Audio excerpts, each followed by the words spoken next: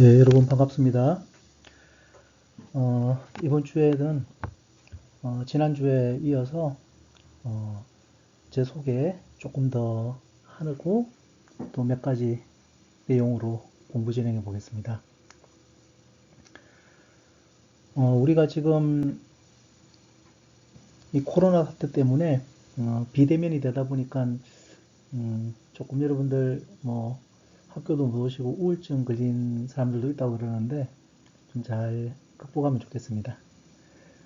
제가 지금 보여드릴 여행은 지난번 말씀드린 것처럼 어떤 뭐 여행을 많이 다녀왔다 어떤 그런 자랑이 아니라 이 여행이 개인적으로는 음악 활동을 하는데 상당히 큰 원동력이 되었고 또 지금도 그렇습니다. 보시다시피 오랜 시간을 통해서 이루어진 여행이기 때문에 한꺼번에 이 여행들을 할 수는 없습니다. 많은 시간과 또 돈도 투자를 해야 되고요.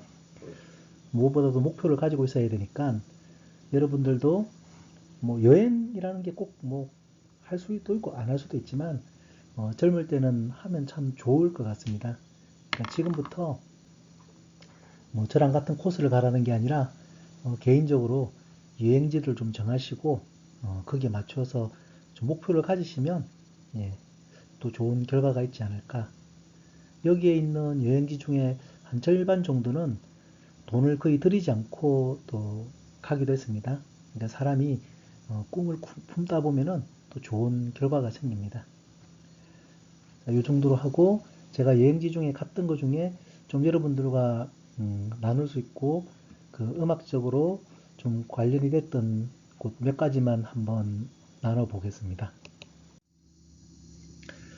여기는 이제 뉴질랜드에서 찍은 건데 여러분 뉴질랜드는 섬이 북섬하고 남섬 이렇게 크게 하나 이렇게 나눠져 있습니다. 이렇게 나눠져 있습니다. 그래서 원래 사람이 남섬에는 살지 않았는데 여기는 나중에 살게 되었고요. 여기만 북섬에만 살게 되었습니다. 나중에 가보시면 아실 겁니다. 여기 북섬에 가면은 우리나라 백두산처럼 이런 화산지대가 있는데 그 화산이 있으면 안에 우리가 조그만 섬이 있죠. 예. 그런 로토로 호수라고 하는 큰 섬이 있는데 큰 호수가 있는데 그 호수 안에 이런 섬이 있고 이 섬 안에 사는 예쁜 추장의 딸하고 섬 바깥에 사는 또 나쁜 관계의 추장의 아들이 서로 좀 좋아하게 돼가지고 그 사람이 매일 밤마다 우리 조롱박이라 그러죠. 그 몸에다가 그걸 메고 호수를 건너가서 만났던 이야기가 바로 우리 포카레카레아나. 여러분 뭐 비바람이 치던 바다 잔잔해져 오면 그 노래 아시죠? 바로 이 포카레카레아나의 원조가 됐던 민요가 바로 여기입니다. 뉴질랜드 마오리라 그러는데 이 족 이름입니다. 세계에서 유일하게 그 지역 언어 방송을 하는 곳이 바로 마오리 방송입니다. 그리고 원주민을 미국에서는 이렇게 인디언들 죽였죠. 근데 뉴질랜드는 그렇게 하지 않고 마오리족과 평화 협정을 맺음으로 해서 서로가 침범하지 않는 그런 협정을 맺었던 곳이기도 합니다. 이 포카레카레아나 한번 나중에 들어보시기 바랍니다. 뉴질랜드 가보시면 이렇게 고사리가 이렇게 아주 크죠. 한 10m 정도 자라는데 이렇게 이 원시림이 과거 과거에 저기 주라식 파크, 주라기 공원이라고 그러죠. 예, 그 영화를 찍었던 장소이기도 합니다. 아주 큰 고사리입니다. 여기는 제가 몽골에 갔을 때 찍은 것인데 몽골은 내륙이기 때문에 호수가 없습니다. 근데 그 흡수굴이라고 하는 호수가 있는데 우리나라 한 제주도 정도 되는 크기입니다. 예, 거기에 있는 곳에 가서 사진 촬영도 하고 음반 준비도 하고 했던 곳입니다. 이건 제가 그 실크로드 탐사를 할 때 그 파키스탄, 예, 파키스탄으로 가서 중국으로 넘어갔는데 그 당시 뒤에 보이는 요 산이 히말라야 쪽인데 여기는 한 4,000m, 여기는 한 6,000m 될 겁니다. 예, 거기서 찍은 사진이고 스투파라고 하는 스투파가 뭔가 하면 우리가 그 절에 가면 탑이죠, 탑. 예, 탑의 말이 바로 스투파, 스투파가 스파 탑. 이렇게 달라집니다.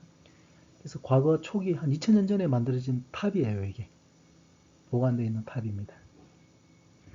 여기서 제 곡 중에 카라코람의 아이들이라고 하는 작품이 있는데 여기서 작곡했습니다. 뭐 여러분 다 아시는 스핑크스, 이 기자의 대피라미드 스핑크스 앞에서 찍었습니다. 여기 데링쿠유인데 여기는 우리 지금 그 시작할 때 들었던 노래 있죠? 파사칼리아. 파사칼리아의 원래 가사가 붙은 곡이 샘이 깊은 물이라는 곡인데 그 곡을 작곡했던 곳이 바로 여기입니다. 데링쿠유, 이 뜻이 바로 깊은 샘물이라는 뜻인데 언더그라운드 시티 지하에 있는 깊은 샘물이라는 뜻입니다. 한번 볼까요? 예, 지금 이게 지하 80m 아래에 있던 교회 자리예요. 한 400명 정도 들어갈 수 있습니다. 요 굴이 있는 곳을 바로 우리가 갑바도키아 지역이라고 하고, 혹시 교회 다니시는 분들은 사도행전 사도 바울의 서신 이런 데 보면 항상 나오는 지역이 여기입니다. 예, 아주 크죠. 이 바위가 버섯 바위인데 예, 한 30m, 40m 아주 높은 바위입니다. 버섯처럼 생기는데 이 바위들이 용도가 있습니다. 보시면 이렇게 구멍을 파고 과거에 집을 쓰거나 아니면 교회로 활동했던 겁니다. 자, 여기 보면 좀 더 보이죠? 아주 큽니다. 예, 이렇게. 그러니까 사람은 집을 짓기도 하지만 이런 지형 지물을 이용해서 굴을 파서 하기도 하고 또 필요하면 땅굴을 파서 하기도 하고. 그러니까 인간의 창의력이라는 게 참 대단하죠. 예. 요 모양입니다. 여기는 교회입니다. 방금 보셨던 거 똑같은 거예요. 자, 이런 이제 여행지를 다녀오면은 뭐 재밌다, 바위가 크다 이렇게 해서 끝날 수도 있지만 이런 바위를 보고 또 뭔가 이렇게 창의력을 행사한 사람들이 있겠죠. 잘 아시는 스머프, 개구쟁이 스머프 여러분들이 많이 보셨을 만화입니다. 자, 이 만화는 원래 벨지움, 예, 벨기에의 만화입니다. 그래서 카툰이라 그러죠. 우리가 이렇게 만화, 예, 카툰으로 먼저 나왔는데 뭐 크게 반향이 없었는데 이게 미국으로 건너가서 월터 디즈니가 이걸 애니메이션으로 만들면서 세계적인 대히트를 친 겁니다. 여러분 스머프가 어디에 살죠? 이 버섯집에 살죠. 바로 여기 우리 카파도키아를 보고서 이렇게 생각해내는 겁니다. 그러니까 우리가 여행을 한다는 것이 단순하게 뭐 사진 하나 찍고 재밌다 이런 느낌도 있지만 그 형태를 가지고 뭔가 창의력을 무궁무진하게 발휘할 수 있는 겁니다. 데링쿠유 조금 전에 설명드렸던 거 있죠? 이게 그 데링쿠유 안에 있는 지하 도시 안에 있는 샘물입니다. 그러니까 50m, 60m 지하에 이런 샘물이 있다라는 거. 결국 사람이 살기 위해서는 물이 없으면 살 수 없겠죠. 이런 깊은 샘물이 이렇게 살아갈 수 있는 걸 보여주고 있습니다. 이 가파도키아 지역에 또 재밌는 것은 이렇게 높은 돌이 많은데 이거는 제가 채보진 않았지만 한 7, 80m 아주 높은 큰 바위 덩어리입니다. 큰 바위 덩어리. 근데 여기에 각종 이렇게 구멍이 빡빡 파였죠. 요즘으로 치면 아파트겠죠. 뭐 지금은 이제 위험해서 못 들어가겠는데 과거에 사람들이 많이 살았던 아파트 같은 개념입니다. 방금 아파트 쪽 같은 데 보면 작은 구멍이 있을 거예요. 한번 뭐 돌려보셔도 되고요. 그게 사람이 사는 곳이 아니고 바로 비둘기를 키우는 건데 이렇게 이슬람권의 사람들은 비둘기를 많이 키웁니다. 그리고 이렇게 프라이드도 많이 먹는데 이슬람권을 떠나서 가파도키아 지역에 이 비둘기를 키우는 이유는 먹는 용도도 있지만 이 알이 바로 프레스코 벽화에 쓰입니다. 여러분 과거에 그림을 어떻게 하죠? 스케일을 바르고 거기다가 그림을 그리죠. 그러면 이 그림이 상하지 않기 위해서는 이 비둘기 알을 같이 타서 이렇게 그리면 그림이 상당히 오래 갈 수 있습니다. 다시 몽골로 가보면 카라코럼 돼 있는데 여러분 지금 몽골의 수도가 어디죠? 예, 울란바토르입니다. 울란바토르. 예, 울란바토르는 그 원나라 시대 이후에 옮긴 수도고요. 실제로 여기서 한 500km, 한 7시간 거리를 가면 여기가 바로 카라코룸이라고 합니다. 하라호란이라고 하는데 이 카라코름이 바로 징기스칸이 세웠던 도시가 바로 여기입니다. 카라코름. 근데 지금 가보시면 아무것도 없어요. 다 폐허가 되어버리고 이 사원이 하나 있습니다. 이 사원 이름이 에르데넨조라고 하는데 이 사원의 이 돌을 그러니까 과거에 이 궁의 돌을 다 빼서 또 이렇게 사원을 만든 겁니다. 예, 지금 아무것도 없어요. 근데 아무튼 거기서 이렇게 제 작품 중에 나중에 보시면 뭐 초원의 하늘 땅 바람이라는 것을 바로 이 지역에서 지었습니다. 그리고 이 야크라는 동물이 있는데 야크는 보통 고산지대 한 1500m 뭐 이쪽에 사는 게 바로 야크예요. 소하고 생겼는데 털이 아주 이렇게 길죠. 긴데 이 몽골은 해발 고도가 1000m부터 시작하기 때문에 한국보다 훨씬 높습니다. 그래서 여기는 소가 우리나라처럼 이런 누렁이가 없고 아주 이렇게 털이 풍성한 이런 야크가 삽니다. 원래 여러분 산타클로스의 이 썰매를 끄는 동물은 지금은 우리가 사슴들이죠. 루돌프 사슴코 사슴이라고 하지만 원래 산타클로스의 그 기원에는 이 썰매를 끄는 동물이 바로 이 야크입니다. 야크. 힘이 있죠. 참고로 하시면 될 것 같습니다. 마지막으로 뭐 최근에 제가 슬로베니아에 가시면 슬로베니아는 크로아티아 바로 옆에 있습니다. 이 나라 잘 모르시면은 우리 트럼프 대통령의 우리 부인이죠. 멜라니 여사가 바로 이 슬로베니아의 모델 출신입니다. 예. 가보시면 거기에 뭐 좋은 호수가 있는데 여기 이 호수가 바로 흑기사라고 하는 드라마를 뭐 김여원인가 그 친구가 찍었 김재원인가 찍었을 거예요. 그때 찍었던 곳이 바로 이 섬입니다. 여기. 예. 여기도 아주 좋아요. 여러분들 기회 가시면 한번 음악적 그 영성이 많이 떠오를 겁니다. 뭐 여행은 일단 이렇게 이야기했고요. 그래서 오늘은 저에 대한 소개 이제 마지막으로 한번 제가 이런 사람이다라는 것을 이야기하고 있는데 여행에서 뭐 어떤 사람인가 한번 제가 간단하게 사진으로 소개를 했습니다. 이제 우리가 지난주에도 용어에 대한 이야기를 했죠. 그래서 용어에 대해서 제가 좀 다시 한번 더 오늘 익혀야 될 용어를 말씀드리고 지난주 우리가 했던 복습해야 될 내용이 좀 있을 것 같습니다. 그래서 그 복습을 한번 하고 그리고 오늘 새롭게 여러분들하고 이제 접근해야 되는 게 한국 음악을 구성하는 것을 어떻게 이해할 것인가. 뭐 사실 좀 헷갈릴 수도 있고 좀 애매하죠. 한국 음악.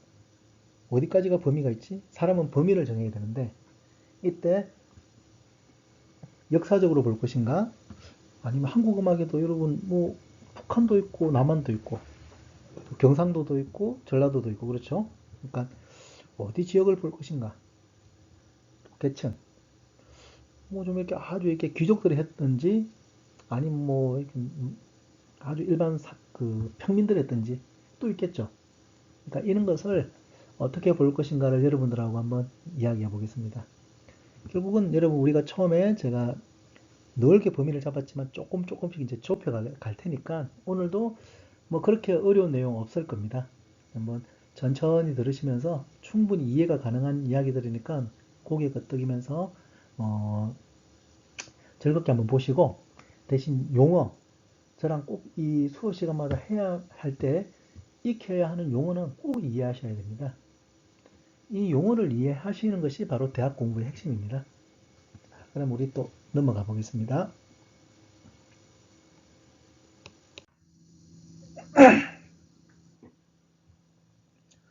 자, 유리천장이라는 이야기를 하고 좀 수업을 시작하겠습니다. 유리천장 이런 말 많이 듣죠? 요즘에 뭐죠?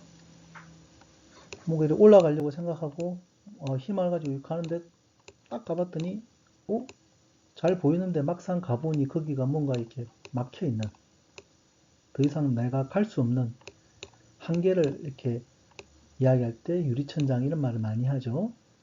어, 근데 뭐 이거 관련해서 우리가 만화 이런 거 좀 많이 봤을 거예요. 벼룩을 잡아서 이런 컵에다 이렇게 집어넣으니까 원래는 벼룩이 엄청 높이 뛰죠. 한 사람 60cm 이렇게 뛰는데 여기 넣었더니 얘들이 계속 뛰면서 부딪히니까 머리 아프겠죠. 그 다음부터 알아서 이 컵을 벗어나게끔은 안 뛰죠. 28cm만 뛰겠죠. 그리고 나서 탁 컵을 벗기고 나니까 어떻게 되죠? 이제는 컵이 없어도 더 이상 높이 뛰지 않는다는 거. 뭐 요 만화 통해서 우리가 너무 자신을 한계를 갖지 말자 이런 이야기를 많이 하게 되는데 어, 우리 사업에 대한 소개서를 일단은 받고 뭐 꼼꼼히 읽어봤습니다. 하나하나 다 읽어봤으니까 아주 잘 쓴 친구들도 있는데 좀 전체적으로 그 좀 개인 전공에 대해서 되게 좀 자신감도 있고 만족하는 건 있으신데 그 전공 외의 부분에 대해서는 굳이 꼭 그렇게 많이 알아야 되나 하는 좀 그런 이야기도 있는 것 같고 조금 자신감이 결여된 것도 좀 보입니다. 근데 여러분 지금 자기 전공이 뭐 국악이다 아니면 또 실용음악이다 무용이다 뭐 여러 가지가 있겠죠. 그 일이 막상 10년 정도 지나고 났을 때는 꼭 그 일을 한다는 보장이 없습니다. 얼마든지 전공이 바뀔 수도 있는 것이고 삶도 바뀝니다. 그런 의미에서 이 대학 공부를 할 때는 자기가 배우는 그 공부에 최대한으로 해봐야 됩니다. 그러니까 뭐 나는 이만큼만 알면 돼. 굳이 이것까지 알 필요 없어. 그런 거 없습니다.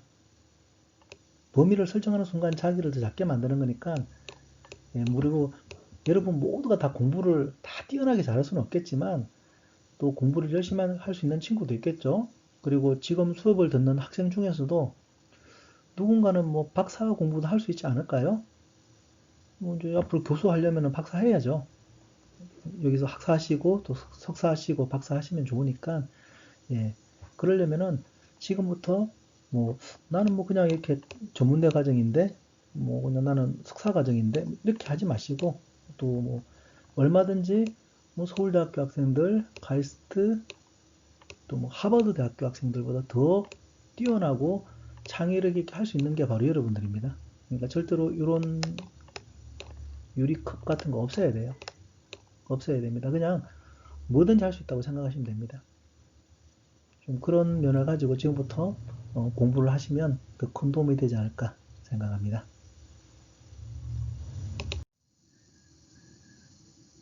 지난주에 했던 용어 설명 한 번 더 짚고 뭐 복습 겸 하고 넘어가겠습니다. etymology라고 하는데 이것을 우리가 어원학이라고 하고 다음 주에 좀 더 자세하게 이야기하겠습니다. 오늘은 그냥 etymology라고 합니다.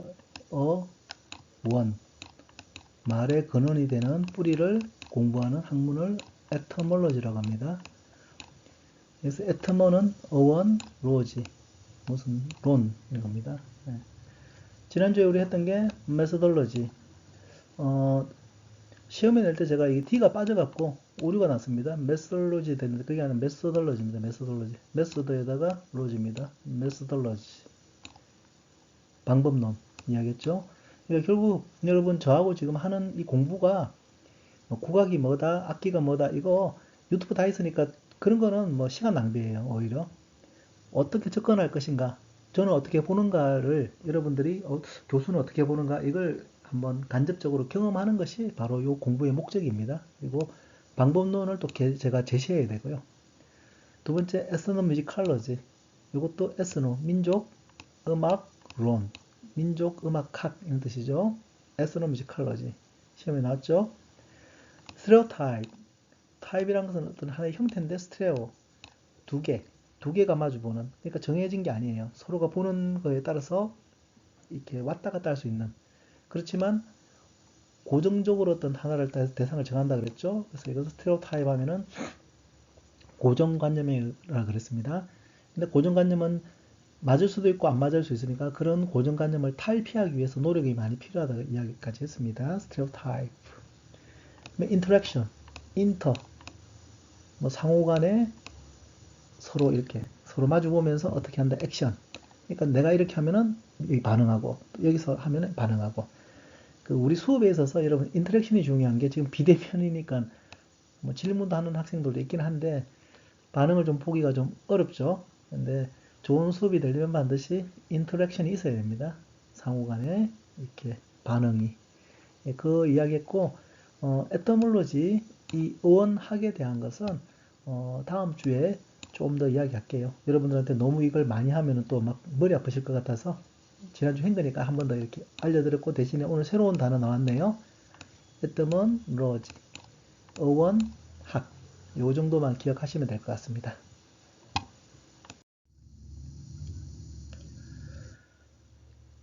복습을 잠시 하고 우리 오늘 이야기를 좀 더 들어가겠습니다. 지난주에 우리가 한국의 지역적 특성이라는 걸 한번 했습니다. 뭐 용어도 기억나시죠? 그 용어도 잠시 이따 한번 설명하겠습니다.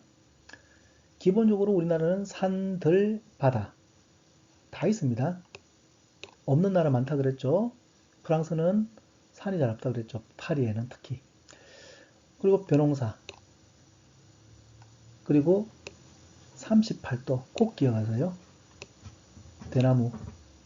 물론 뭐 39도도 자라고 뭐 이렇게 하는데 여러분 대충 38도 요선으로 해서 이북에는 거의 대나무가 잘 없다라는 거. 그 다음에 온대기후.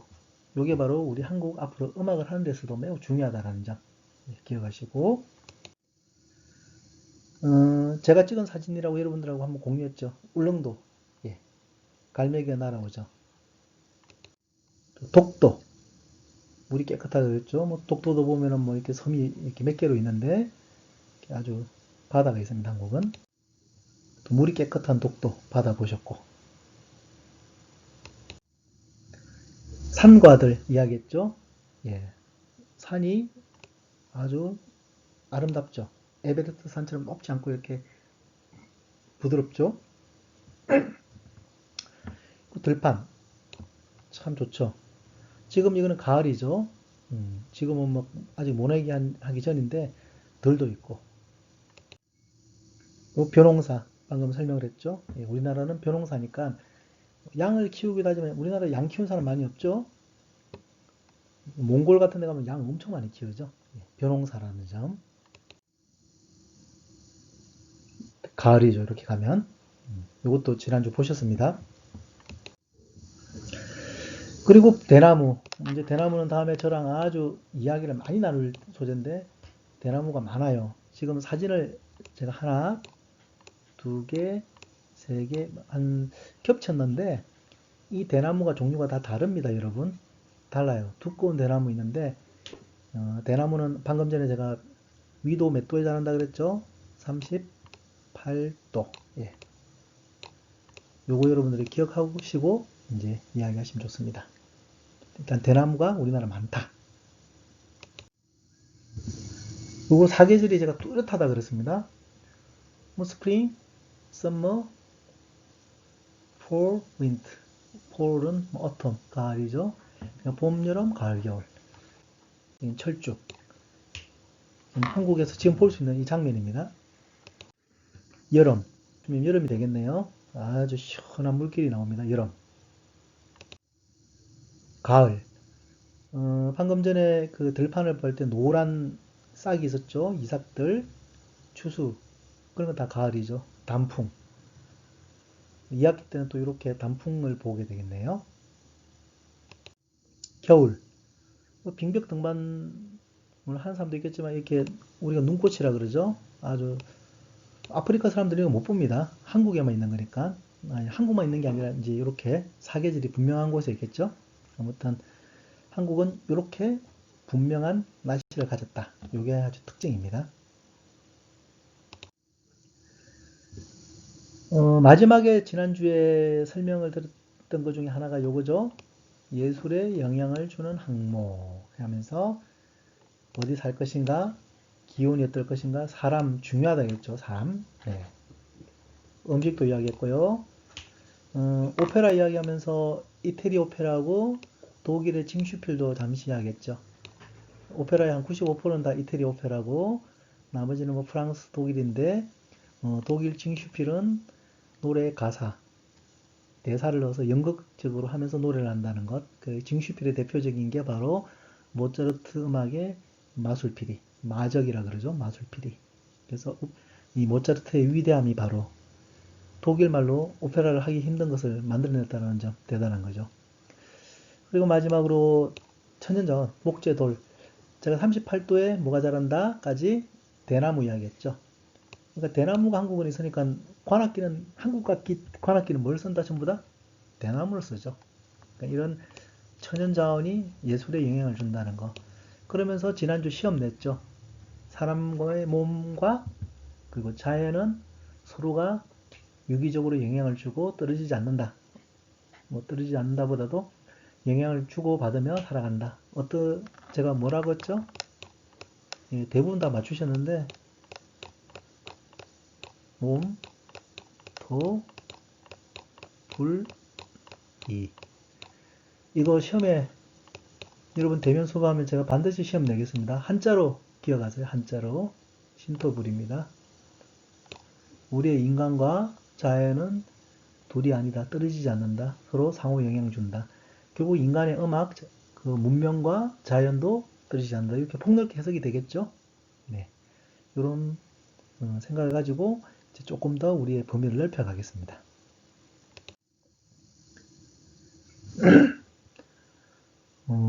한국 음악의 구성에 대해서 한번 보겠습니다.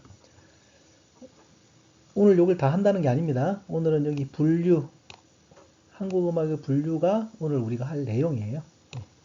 근데 그 다음에 이게 끝나면 우리 악기 특징, 음악의 특징, 그리고 소리들도 한번 봐야 되겠죠. 들어보고 또 영화 속의 한국 음악. 여러분 이 서편제라고 하는 영화 기억나시는지 모르겠네요. 여러분들 태어나기 전에 이 영화가 나왔는데 서편제.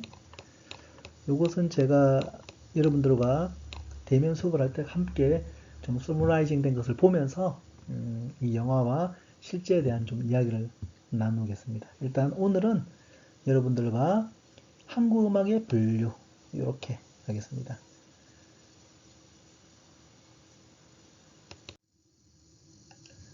자, 한국 음악을 분류하는 방식은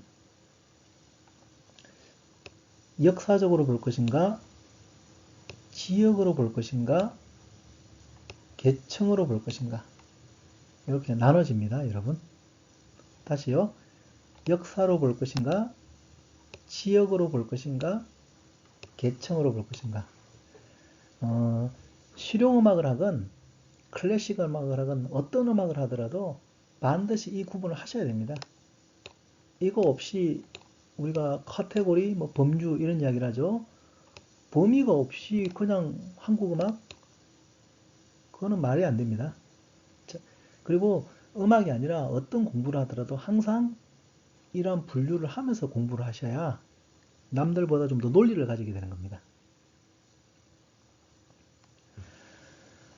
자, 그러면 좀 더 진행해보고 오늘은 역사적 분류하고 지역적 분류 이 정도 좀 할까 생각하는데 일단 한번 진행해 보면서 볼게요. 뭐 간단합니다. 그렇게 어렵지 않습니다, 여러분.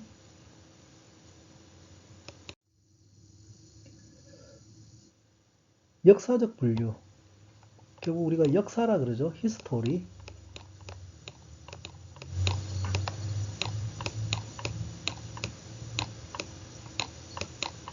히스토리. 뭐 베토벤, 모차르트 이야기하죠. 모차르트가 지금 뭐 서거 탄생 250주년인 이야기하죠. 바하가 1670년대 때쯤 태어났으니까 대충 바하가 활동했던 것도 한 300년 정도 되겠죠. 비발디는 그보다 좀 더 이전이고요.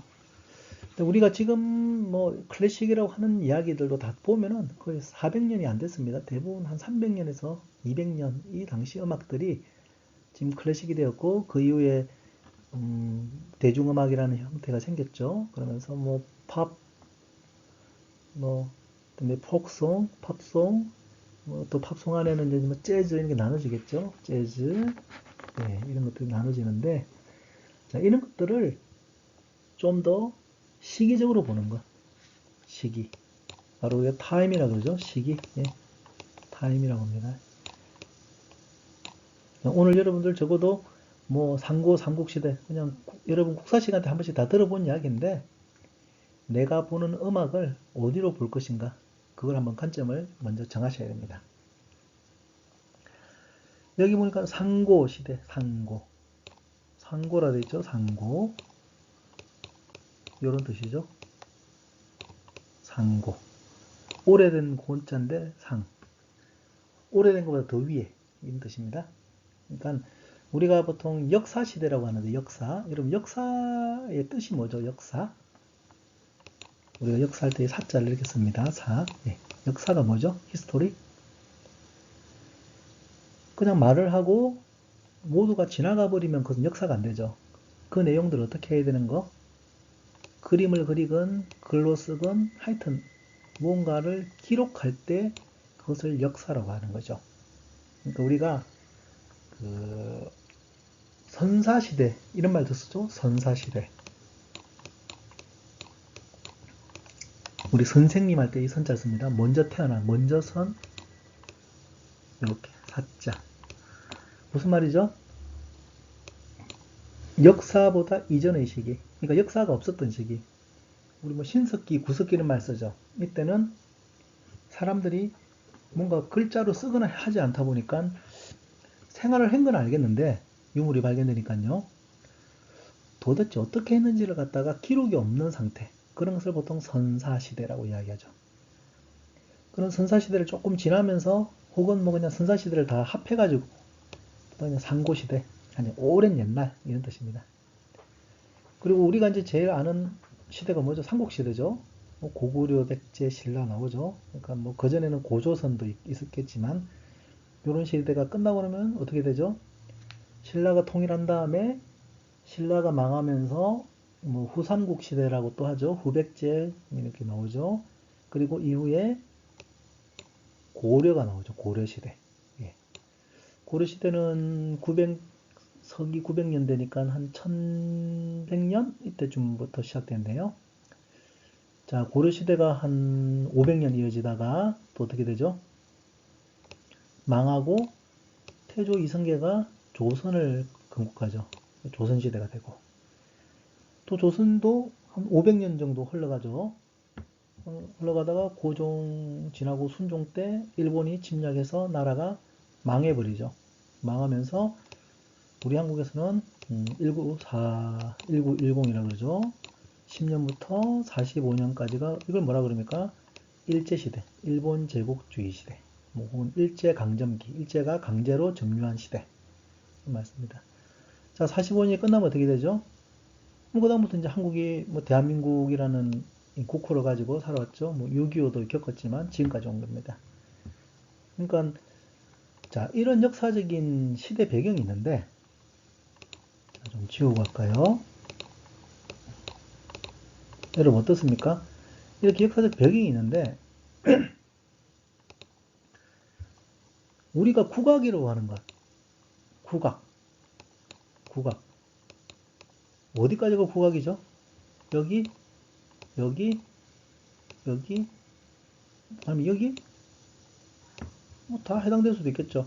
그러니까 결국 그 국악의 범위를 어떻게 할 것인가, 역사적으로. 보통 우리가 이제 국악 그러면 뭐 요새 음악도 있지만 거의 일제시대 이전 조선 음악이 많겠죠, 실제로. 예. 여기서 우리가 이제 한 가지 더 생각해야 되는 것은 이 음악의 시기를 볼 때 여러분 지금 우리가 국악이라고 알고 있는 음악들 있죠? 그 음악들이 언제 시대가 제일 많을까요? 언제? 그렇죠. 조선이죠, 조선. 삼국, 고려 이때 일단은 뭐 CD나 이런 게 없지 않습니까? 그러니까 그 음악이 녹음도 안 돼 있고 모르죠, 어떻게 되는지. 악보? 악보도 거의 없죠. 그러니까 결국 이 시대가 여기 전수되고 뭐 또 전수되지 않았을까요? 사람이 사니까 또 전수되고. 근데 조선시대는 한국이 아주 기록의 문화죠. 우리가 뒤에 나중에 악학개범 이런 거 할 건데 조선시대는 조선왕조 실록, 여러 가지 악보들이 많이 남아 있습니다. 그래서 이 조선시대는 악보도 남아 있고 또 어때요? 실제 판소리나 이런 거는 다 이렇게 전성되었죠. 그러니까 우리가 지금 알고 있는 음악의 상당수는 조선시대입니다. 조선시대. 고려시대는 음악 이런 거 했다라고 나와 있지만 실제 어떻게 했는지는 우리가 알기에는 매우 어렵다고 보입니다. 예. 일제시대? 이때도 음악이겠죠. 그러면 이제 요건 나중에 제가 여러분들하고 따로 다룰 건데 일제시대 때 우리가 엔가라고 합니다. 엔가. 한국말로 연가. 연기할 때 연자에 노래 가자. 엔가는 일본에 유행했습니다. 그 엔가가 한국에 들어와서 바로 요즘에 대유행하고 있죠. 트로트가 되죠. 트로트. 예, 요나노키 염계, 미야코부시 염계 이런 것도 나중에 저랑 한번 할 건데 자 그러면 트로트도 한국 여기다 넣어야 되는 것인지 아주 여러 가지 또 뭐 일본과의 논쟁 이런 것까지 복잡해지게 됩니다. 아무튼 우리가 음악을 한국 음악이라는 것을 봐야 될 때 그냥 판소리 이렇게 보면 안 되고 좀 더 어떻게 하자? 역사적으로 한번 보자. 이 음악이 과연 어느 시대에 해당되는 것인가? 아니면 이 용어가 어디에 해당되는 것인지 한번 살펴보는 것이 아주 필요하다는 것이 기본적인 원리입니다. 그러면 다음 걸 보면서 한번 구체적으로 이야기해 보겠습니다. 여기 상고시대 보면 여러분 뭐라고 써있죠? 뼈피리에요. 뼈피리. 뼈가 뭐죠 여러분? 우리 우리 몸에 이렇게 골격. 뼈예요. 뼈. 예. 뭐 영어로 본 그러죠. 본. 네. 뼈로 피리를 만들었다는데 어떻게 만들었을까요? 여기 좀 작지만 보이죠 이렇게 구멍을 뚫은 거죠 여기 구멍을 뼈를 좀 자세히 보시면 안에가 구멍이 나 있습니다. 그러면 굳이 나무를 구하지 않아도 단단하죠 뼈가. 여기에다가 구멍을 잘 뚫어서 후 불면은 뭐 호루라기도 될 것이고 이렇게 되겠죠. 이런 것이 그 선사시대를 이야기했지만 언제 했는지 여기에 기록은 없습니다. 없으니까 그냥 상고시대 오래전 이렇게 표현하는 거예요. 오래전. 그리고 대나무도 아닌 걸로 봐서는 하여튼 이런 걸 사용했다는 것. 그러니까 자연의 지형 지물을 사용해서 하는 과거의 피리가 있었다는 것. 예. 우리가 상고시대는 뭐 고구려 시대에도 상고시대라고 하기도 하거든요.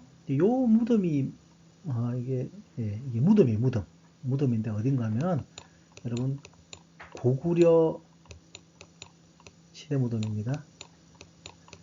이게 제가 조선 일보 기사에서 사진을 갖고 왔는데 제가 직접 찍었던 사진이 있는데 그 화도가 너무 낮아서 이거였습니다. 저도 이 중국 여행을 갔을 때 여기를 갔는데 이 백두산 근처로 가시면 그쪽에 여기 고구려 무덤이 많습니다.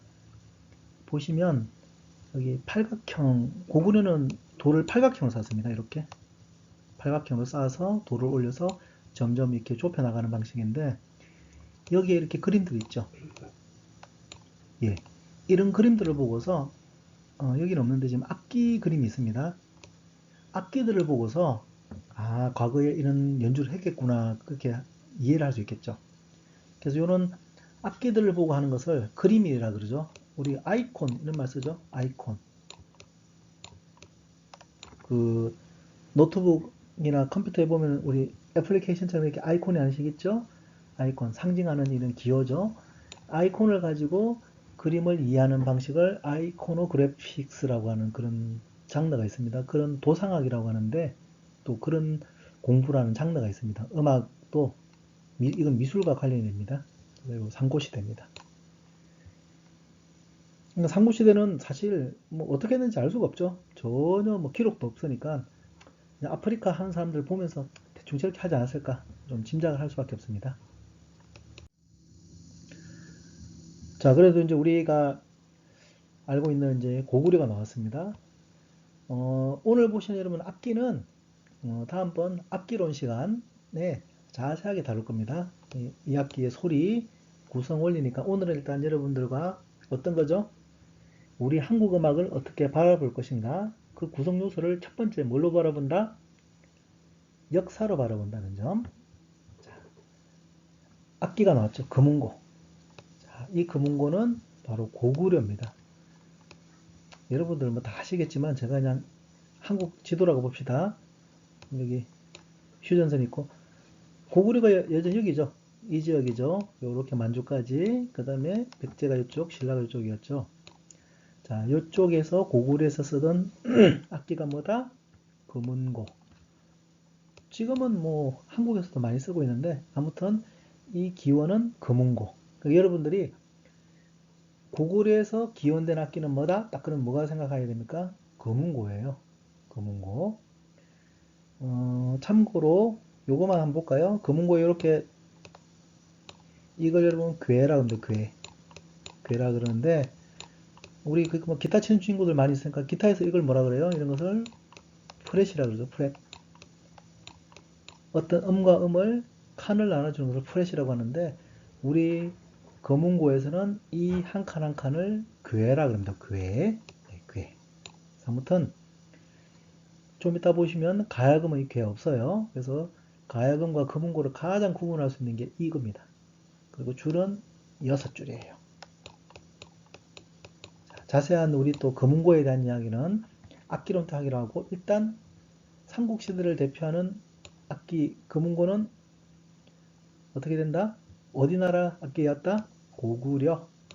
그리고 몇 줄? 6줄. 그리고 여기 있는 칸을 뭐라 그런다? 괴. 그러면 첫 번째 칸을 뭐라 그럴까요? 여러분 여기부터 합니다. 여기부터. 사람 여기 앉아가지고요.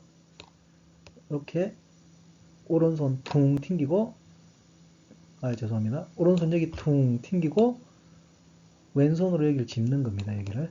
알겠죠? 제가 좀 잘못 잡았는데 여기 앉고 오른손으로 튕기고 왼손으로 짚는 거예요. 그래서 여기가 1개, 2개, 3개 뭐 이렇게 되는 겁니다.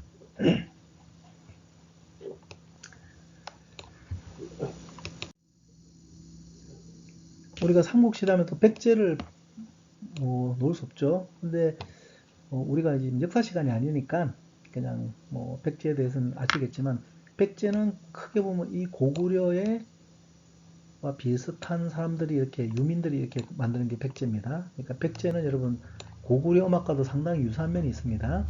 신라는 좀 전혀 다르고요.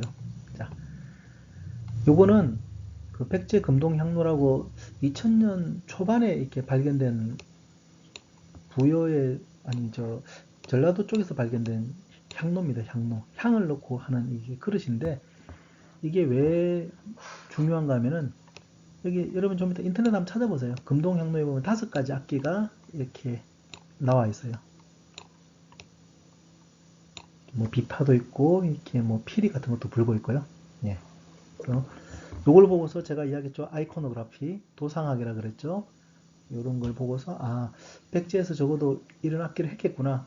이런 악기를 안 했는데 어떻게 이걸 보고 했겠어요. 그죠? 그러니까 상상보다는 이런 악기를 했겠구나 이렇게 짐작할 수 있습니다. 자, 삼국시대 신라. 뭐 우리가 신라가 아주 통일도 하고 아주 오래 갔죠. 삼국시대 신라. 신라를 대표하는 게 바로 가야금입니다. 가야금. 가야금. 우리가 이거 보면 가야 하고 금 이렇게 되죠. 가야금. 가야는 어떻게 되죠? 신라가 정복했던 저기 경상도 지역의 그 국가 이름이 가야죠. 가야. 금은 뭘까요? 금. 금이란 거는 악기예요. 악기 여러분. 이렇게 여기 있습니다. 가야금. 그러니까 금이란 말 자체가 악기란 뜻이에요. 그러면 가야에서 쓰던 대표적인 악기 이런 뜻이 바로 가야금입니다. 중국에 나중에 이게 진, 뭐 쨍 이런 말 쓰는데 가야금은 나중에 이것도 우리가 해야 되겠지만 일단은 금운고와 다르게 줄이 금운고는 몇 줄? 6개인데 가야금은 12줄 곱하기 2예요. 그리고 금운고는 여기 보면은 이렇게 칸이 있었죠. 이걸 뭐라 그랬죠? 프레처럼 이런 걸 괴라 그랬는데 없죠. 지울게요. 없습니다. 자, 없고 뭐가 있습니까, 여러분? 괴가 없고, 무슨 뭐 다리 같은 게 하나씩 있죠. 이렇게 다 있습니다. 이게 고정된 게 아니고 이거 움직입니다. 움직이면 여러분 어떻게 될까요? 빡빡하게 쪼면 소리가 높아질 거고 낮출 수 있겠죠. 이게 바로 조율기 역할을 합니다. 이것을 우리가 안족이라고 합니다. 안족. 한번 따라해 보세요. 안족. 다 악기로는 때 다시 할 거예요. 안족. 요 안자가 기르기 안자예요. 기르기 족은 우리 족발할 때 발족자죠. 그러니까 기르기 발이에요. 이렇게 생겼습니다. 요렇게. 기르기 발가락처럼 생겼죠. 요 놈을 딱 여기 걸어가지고 어떻게 한다? 당겼다 늘렸다 하면서 줄을 뭐 지금 피아노 같은 경우야 뭐 메이저 마이너가 다 가능하지만 이 악기들은 메이저 할 때하고 마이너 이렇게 전조가 안 되기 때문에 요걸 미리 딱 세팅을 해야 됩니다, 여러분. 요거는 다음에 또 우리가 서양의 팔선법, 도리아, 리디아, 프리지아 이런 선법을 이야기할 때 한번 그와 같이 연관이 되기 때문에 설명 그때 또 드릴게요. 아무튼 여러분들 가야금은 어디 나라의 악기다? 신라의 악기다. 아주 중요하죠. 신라. 근데 정확하게는 어디죠? 신라가 아니고 가야의 악기인데 가야가 신라의 병합이 됐으니까 이제 신라의 대표적 악기가 되는데 여기 있는 이 가야금은 실제 여러분 8세기 그러니까 지금부터 한 1200년 전에 실제 악기입니다. 일본 정창원에 가시면 정창원에 어디 가면은 오사카 옆에 가면 나라 교토가 있는데 나라 교토에 가보시면 요 정창원 절에 가시면 이게 보물이 보관되어 있어요. 실제 1000년 더 된 가야금입니다. 일본 말로는 시라기 고토 이 말을 씁니다. 고토. 우리 일본어 하는 친구들은 여기에 고, 또 여기 씁니다. 고토.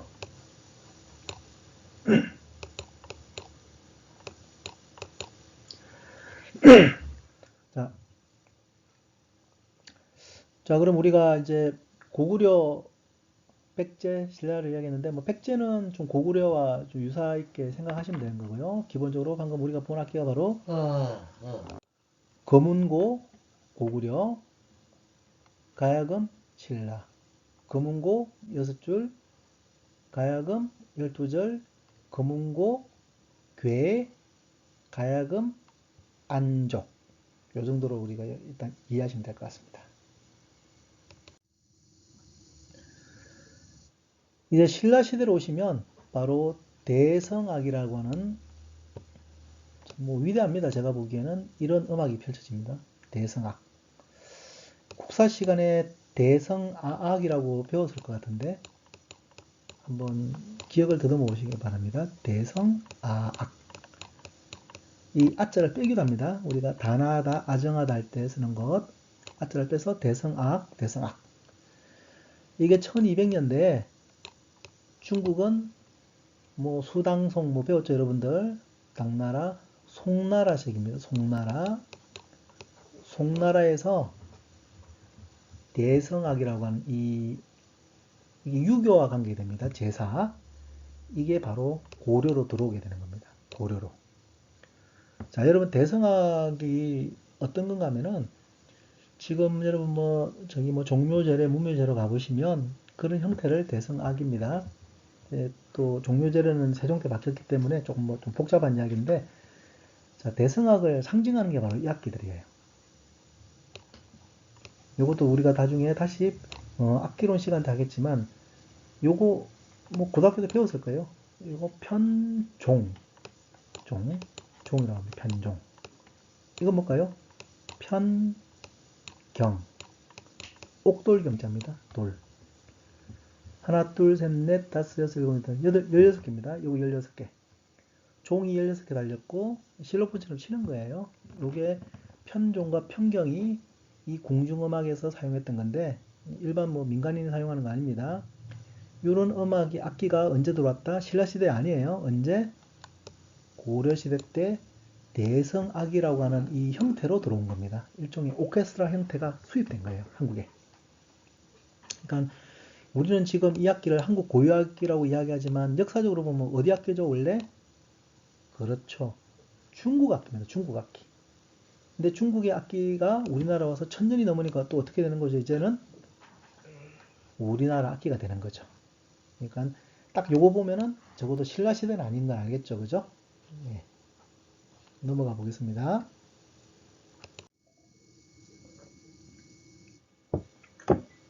이제 우리 고려 시대를 지나서 조선 시대로 왔습니다. 조선 시대.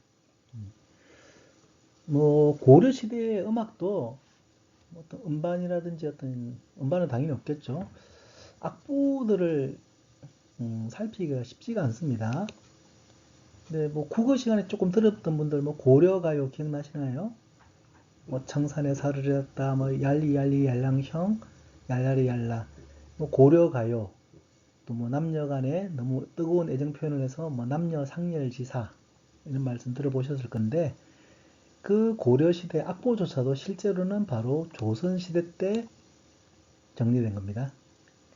물론 뭐 고려시대 때 노래들을 누군가가 정리해서 넘겨줬겠죠. 근데 아무튼 지금 우리가 고려시대 때는 그런 노래들을 알 수 있는데 그 현재 우리가 알고 있는 음악들 있죠. 뭐 판소리니 이런 건 다 조선시대 거니까 가장 밀접하다고 볼 수 있습니다. 15에서 19세기. 여러분 여기 C가 뭐죠? 네, 센츄리 약자죠. 센츄리. 우리가 1세기는 몇 년입니까, 여러분? 100년이죠. 100년. 센트, 우리 센티미터 이런 말 쓰죠. 100cm. 센트란 말이 100이요, 100. 센츄리 100년입니다. 센츄리. 그래서 여러분 15세기에서 19세기, 15세기면 몇 년부터죠? 1401년부터 1500년까지를 15세기로 합니다. 1800년대까지가 조선시대죠. 자, 그러면 여러분 여기 조선시대가 있는데 여기서 되게 중요한 것이 뭐라고 했죠?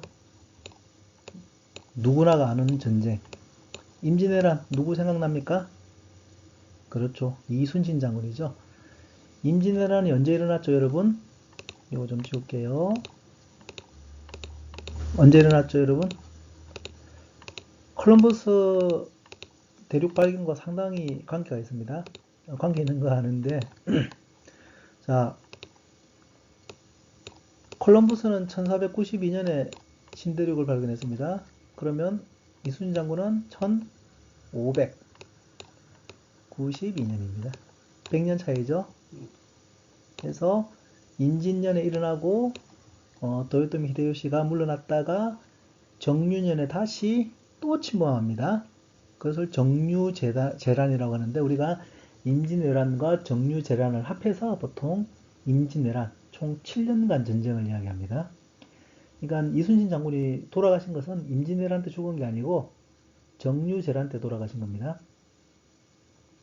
자, 여러분 이 임진왜란이 왜 중요한가 하면은 전쟁이 일어났고 어떻게 됐죠? 선조라는 임금이 서울을 버리고 도망을 가버렸죠. 그러니까 뭐 완전 난리가 났죠. 다 폭삭 망한 거죠. 자, 이렇게 됐으면 뭐 궁중에 있는 악산이 뭐 악본이 다 불타버리고 악기도 없어졌겠죠. 그런 상황이 됐으니까 임진년이 끝난 이후에는 오늘날처럼 CD도 아니니까 그 음악이 어떻게 됐는지도 기억도 못할 수도 있고 여러 가지가 복잡해졌겠죠. 그래서 새롭게 음악이 정비됐다 볼 수 있습니다. 그러니까 임진왜란 이전의 음악과 그 이유는 상당히 달라졌을 거라고 보통 학자들도 이야기를 하고 있습니다. 여러분들도 뭐 동의하실 겁니다. 그래서 우리가 지금 듣고 있는 음악 있죠?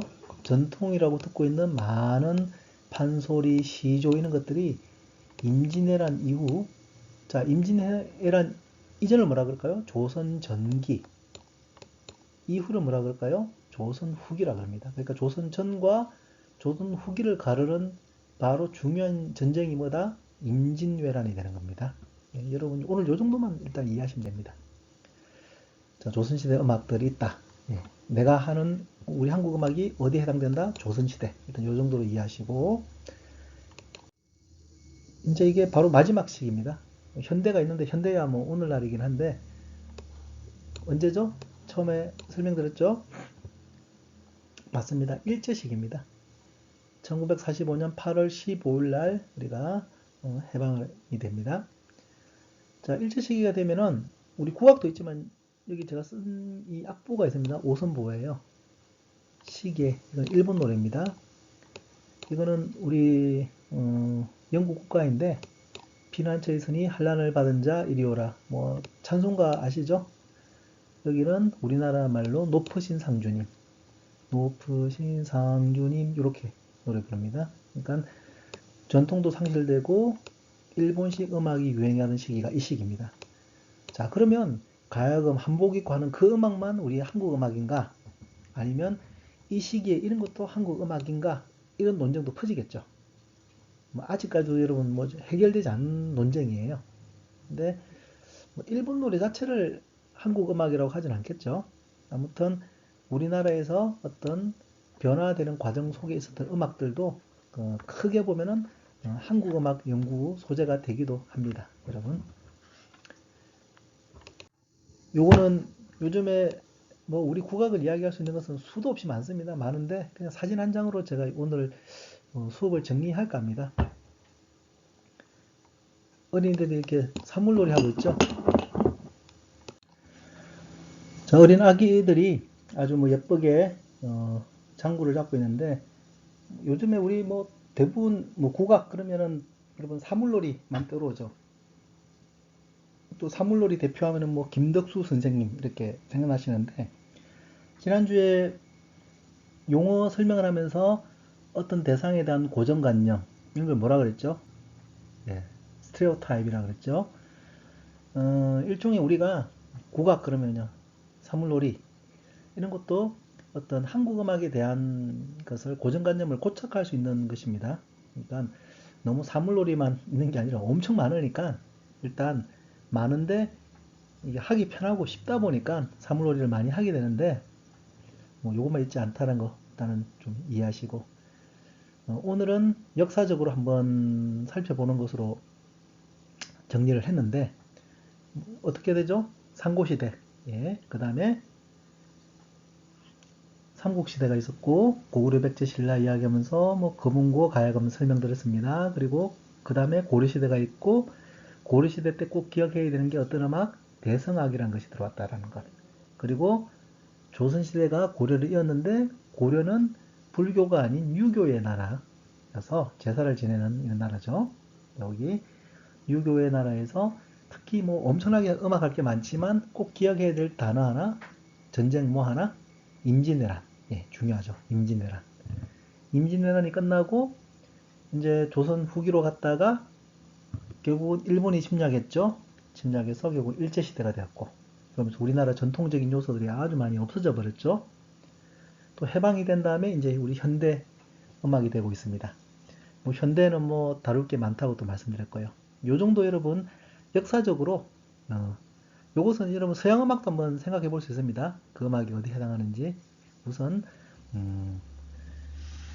시대적으로 한번 보는 것, 지역적으로 보는 것, 계층적으로 보는 것, 이 세 가지 방법을 이야기했는데 오늘은 시대적으로 어떻게 볼 것인가 이 정도로 이야기하고 다음 시간에는 지역적 그리고 계층적으로 음악을 어디에 해당되는지 한번 구성 요소를 파악하고 분류하는 방법을 취해 보겠습니다.